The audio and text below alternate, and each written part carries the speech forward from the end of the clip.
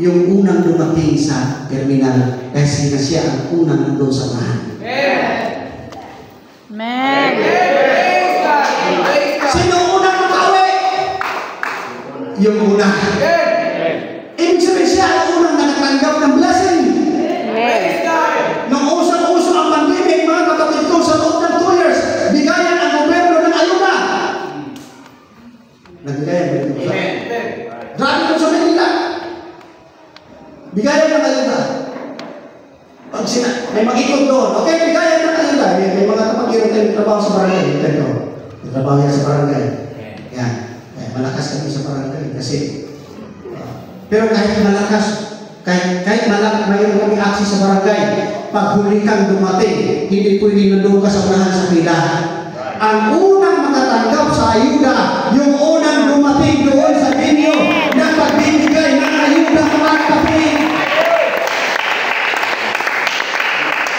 Amen. Paano mo sa huli? Matatanggap din pero huli. Ang problema ngayon, naubos. Then, next schedule ka na naman. Everybody say amen. Kung masarap man mali, paramdaman mo pa rin ang presensya kahit late tayo. Mas masarap kapag maaga tayo. Sa church, mas masarap, mas mauna natin. Maramdaman ang presensya ng Diyos. Sa pagmalagay sa iyo, ayaw problema niya. Amen. Hallelujah. Diba? Kasi ang plano sa Diyos kung bakit nagitawag at niligtas dahil gusto ng Diyos na i-bless tayo mga kapatid. Nag-pray tayo sa mga, Lord, pagpalain mo ako, Panginoon. Lord, payamanin mo ako. Lord, bigyan mo ako ng subukan mo ako bigyan ng 1 milyon, Panginoon. Dahil ano ba ka kasarap hawakan yung 1 milyon? Amen. Ang 1 milyon ngayon mga kapatid, balik na lang ito. Diba, Steve? Panay na kapatid natin niya, ilang milyon tumahawak. Hindi, ako nakahawak na ako mga kapatid. Pero hindi ko nailaboran kasi parang hindi kayo mga kapatid. Praise the Lord. Saan ba tayo kanina? Okay na mo, hindi kayo nakasunod? Yung sa traffic. Magaling. Maaga pumila. Paagang church. Sa paglilingkod sa Panginoon, ang sinabi ng Biblia, serve the Lord with gladness. Amen. Kahit minsan nag-pray ka, nag-ayuno ka pa, yung hindi mo hindi pa dumating, baka naman may kulang pagdating ng linggo. Amen. Hello? Amen. Praise the Lord. O nga, prayerful ka! O nga, faithful ka sa tithes, sa offering! Praise God. Supporter ka ng simbahan! Hello? Amen. Nagpapalat mo na kayo, pati sa simbahan? Hallelujah. Praise God. Praise God. Sino ba ang malaking may bigay dito sa simbahan sa kamay? Okay, Ben? Pag-pray ko kayo sa Manila. Praise the Lord. I-bless kayo po ito. Amen. O sino ang nakapag-pledge dito sa simbahan ng 50,000 lang? Nasa naman. Praise God. Kunin ko lang, medyo lumabok-wabok yung sa mga. Eh, Pastor, ito medyo ito mahirap eh. Ano mahirap na laki na lupain nyo? Palayan nyo?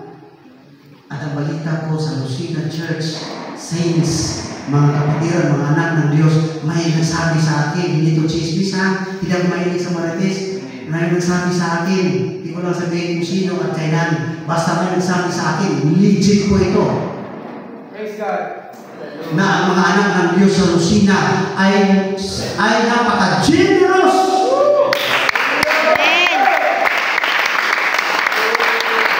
Narinig ka na natin mga kapatiran. Yes. Napaka-generous daw ninyo.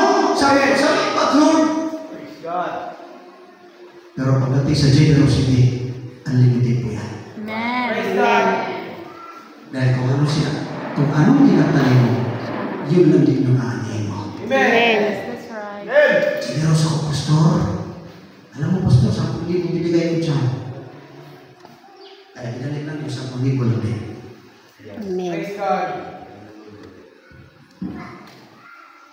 Tapos nag-pray ka, Lord, bigyan ko ng 1,000,000 pa. Kahit 100,000.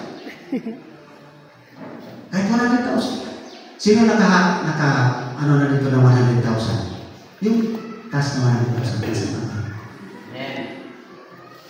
Nagunita, pero bayad sa utang. Mayaman si Pastor. Mayaman si Pastor. Ang principles ng Biblia, anong tinatanim mo, aanin mo? Amen. At kapag gusto mo mag-harvest, patuloy kang magtanim. Right. Amen. God. At magagawa mo lang yan pagtatanim, Ilalim. basta mayroon kang kagalakan. Amen. Mayroon kang gladness sa puso, magagawa mo yan lahat. Tama na sinabi niya ni Pablo, I can do all things through Christ. Hallelujah. Kaya ako naniniwala mga kapatid ko pa, ilog na po yung kabalik kayo dito, mga milyonaryo na kayo. Amen. Praise the Lord. Hallelujah. Praise the Lord. Para yung iba nagluluto eh. Praise God. So, imposible yata. Ipabuhay na totoo. Sa Las Piñas Church, nung ako'y nagpasimula, wala ako nabatismuhan ko ng milyonaryo. Amen. Wala ko. Karamihan nabatismuhan ko doon, nagrelenta ng bahay na maliit. At kung mayroon mang sariling bahay sa squatter, ang forma ng bahay nila takpi-takpi. Yero sa baba, sa dingding, karton sa taas, konti. Yero naman, karton.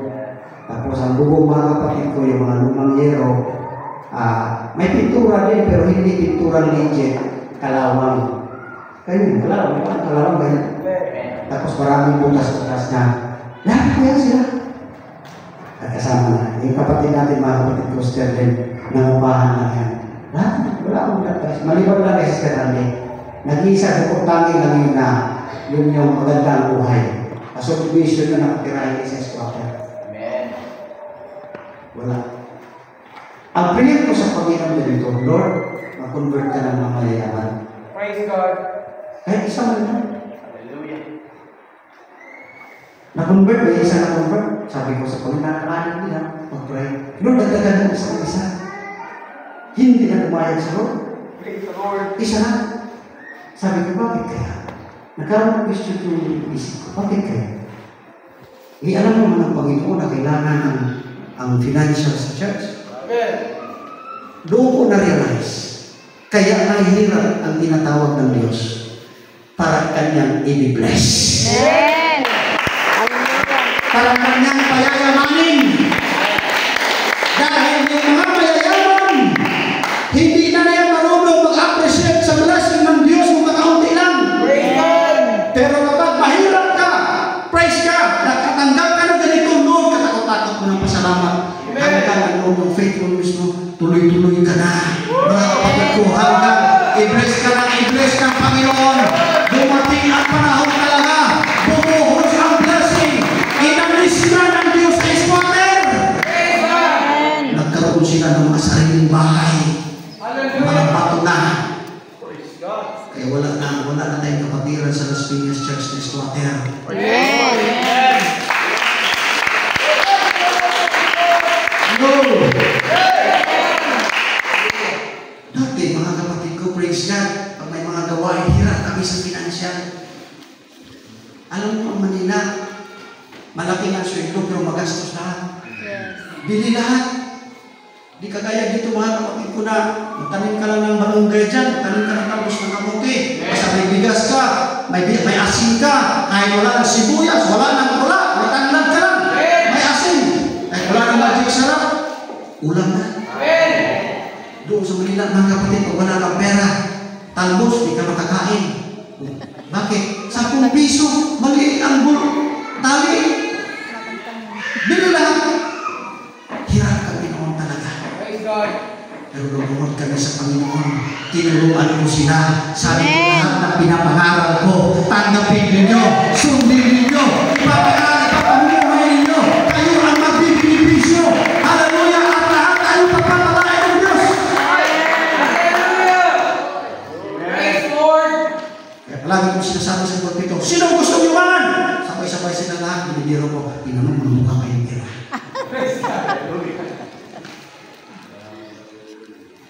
nangyari. Amen. Bakit? Hindi porque ang pastor nangaral ng blessing materialistic na. Amen. Amen. Dahil ang Bible balanse. Sa Amen. Bible nga, maraming talata, maraming words, ang salitang blessing. Amen. Ewan ko, ako nabasa ko na kasi na, mula Genesis to Revelation. Mas maraming words sa Biblia ang salitang blessing. Praise God. Kaya hindi talaga kalooban ng Diyos na maghirap ka. Amen. Sa umpisa lang yan. Bago tutunog ang trumpeta, ipapadanas ng Diyos ang maayos at magandang buhay para maging masaya tayo sa ating paglilingkod sa Panginoon. Hallelujah. Kaya sabi ko sa kanila, mga kapatid ko, praise God sa Las Piñas Church, kung anong sinasabi ko, huwag niyo patagalan. Amen. Amen. Pag mayroon tayong pledges, mag-agawan kayo, mag-unahan kayo, taas ng kamay. Praise God. Dumating ang punto mga kapatid ko, binibless na silang lahat. Amen. Inalis na sa mga squatter, pastor. Praise the Lord. Lumaki na ang mga business, nagkaroon ng mga business. Kasi pinuksan ng Diyos ang lahat ng pintuan na mga oportunidad. Siksik-siksik at umapag na. Sabi ko sa Panginoon, Lord, time na siguro magkaroon kami ng lupa. Nag-pray kami, Lord, dahil binabato na kami, pinabarangay na kami doon, mga kapatid. Dahil maingaw daw. Dahil hindi ka aircon eh. Hallelujah. Doon kasi sa Manila, pag ang church mo nandun sa subdivision, ipipetition ka ng mga homeowners. Kami nagre-rinta pala noon. Petition, binarangay kami.